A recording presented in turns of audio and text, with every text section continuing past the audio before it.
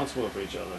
And I you know, the first time Luke and I hung out, I started yammering on about systems analysis, and I will not do that here today. But I will say that approach is, to me, that's reality. Is that if there's a pathology, if someone behaves in a way that's not good for the community, there's a context. In some respect, that's an outcome of the community. Now, you can blame an individual if you think they're primarily responsible, but they don't live in a vacuum.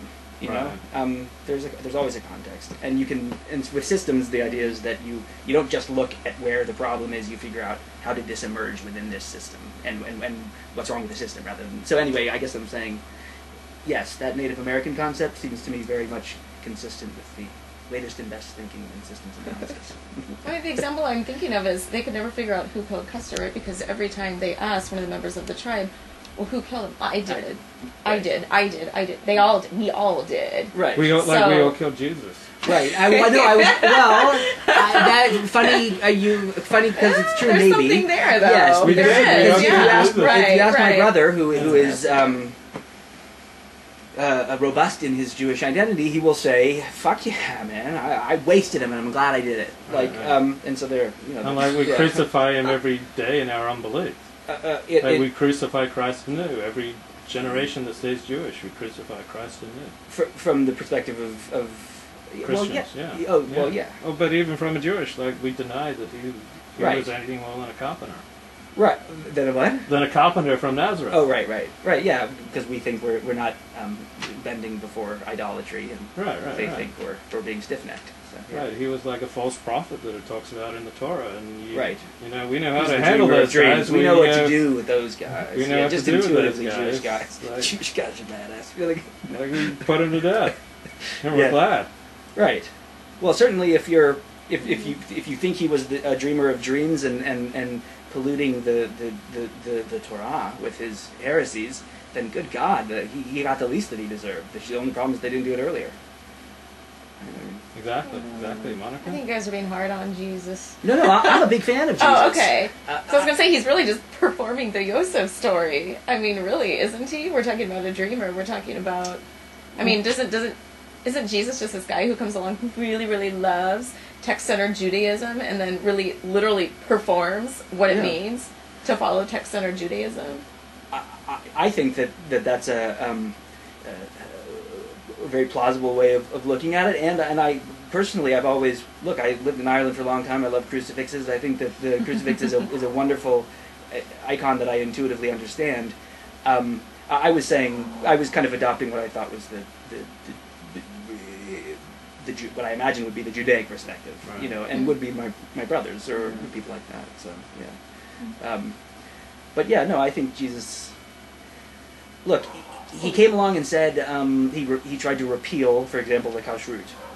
Okay, homie, don't play that. Like, you know, if this is your thing. So I mean, you know, how are you going to deal with somebody like that? Well, you know, you take care of him, and so that's what they did. I mean. So do you think he's God, Monica? Do you think he's co-equal with God? I may not personally, but I don't know that I can say he's not for somebody else. I mean, it's so subjective in my spiritual world right now that it's tough to say. I may not say that, but... Right. Well, look, I think I maybe alluded to this before. I have a friend who he got out of... He was in prison in Japan, and he got out, and he had kind of a Christian awakening while he was there. And I got him, Imitatio Dei, Imitations of Christ, because I thought that was a good book for him. And it was because I think it was. I mean, it wouldn't be for me, but yes, I guess that means I'm ecumenical in my... This goes back a couple chapters in Deuteronomy, right, where there was that reference to, you brought this up a couple weeks ago. It was something about not worshiping the gods who haven't been allotted to Israel, as if there are other gods that have been to other people, allotted to other groups. Yeah, I'm still fascinated by that verse. Well, my understanding is that actually, or I've heard it said, I guess, that Judaism in its Israelite stages was, I forget what the term was, but essentially polytheistic, but they had their favorite. and that over time, maybe with Ezra or something, that was eliminated and it became truly monotheistic. I don't know whether that's true, but it's certainly out there as an idea. See, like those Cocoa Krispies there, I'm going to award them to the person that comes up with the smartest comment today. You're going to get some Cocoa Krispies. That's incentive. See, when I went to Limud LA, which was this weekend conference, and then I was given like 3 boxes of food to take to the homeless. But I figured, like, this is almost like being homeless, so I just brought them back here. And those are what's left of the food that I was to give to the homeless. So right. Okay. Cocoa Krispies. So, like, if someone comes over here and they've got a sweet tooth and they want dessert, and this is about the only dessert I've got, I give them Cocoa Krispies, and they keep. I mean, so they're a year old. I mean, they're still good. They still crackle. They're better in some way. I think Cocoa Krispies are known for aging well. Yeah. Yes. Well, first of all, this is not home. This is a bachelor pad, man. This is how you do it. This is like a sukkah, except you can't see the stars, but it's pretty similar. No, I think you got everything you need here.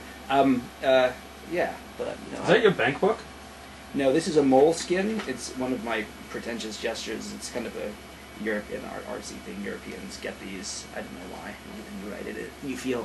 I don't want to wear a beret. This is as far as I'll go. So, like, you know. It's romantic. It's very romantic of me to be using this instead of my BlackBerry. Emma, did you hear that? Romantic. Okay, but okay, cool. So we got the prize. So we got our eye on the prize. So verse 2. In the verse 2, it says that God presented the fiery Torah to them.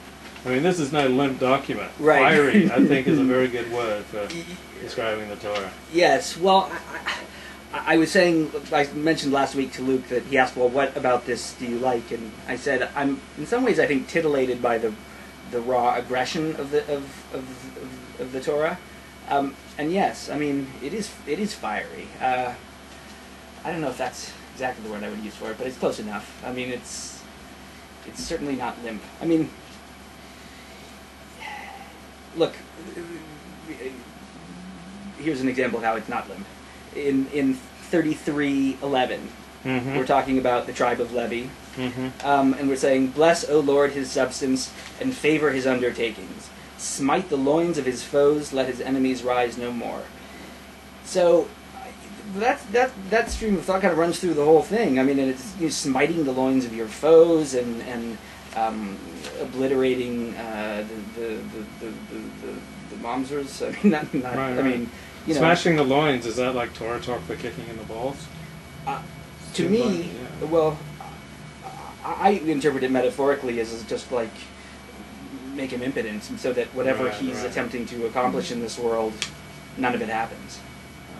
But you know, what do you, Monica? What do you think of like the tribal aspect of Judaism? As someone who's come to Judaism, and it's not just an abstract ethical principle of Judaism. It's not just abstract philosophies or teachings about life.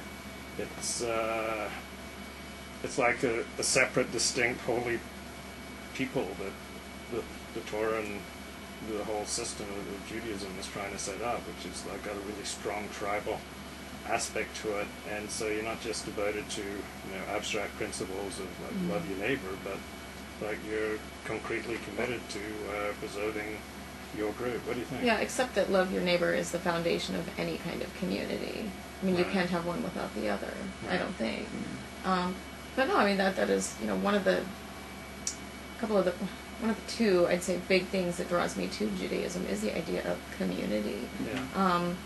And also the idea, and some people will probably disagree with me about this, and I guess it depends what community within Judaism you're talking about, but the degree to which a community doesn't necessarily mean one monolithic set of opinions or viewpoints. It can consist of multiplicity of different points of view, and I don't know that that's so. That's not been so in my experience in other religions, Christianity in particular. So yeah, I agree with that, and I mean I feel like one way I used to kind of defend the Jewish community when I was living overseas is I would say, I mean there are kind of instruments of control in mainstream community that try to be oppressive and try to enforce kind of a monolithic set of behaviors, but it's not. But that doesn't describe the Jewish community as a whole. I mean, there are. I always said, there are the types of debates you can have within, with Jewish people and Jewish community is actually very, very broad. It's very kind of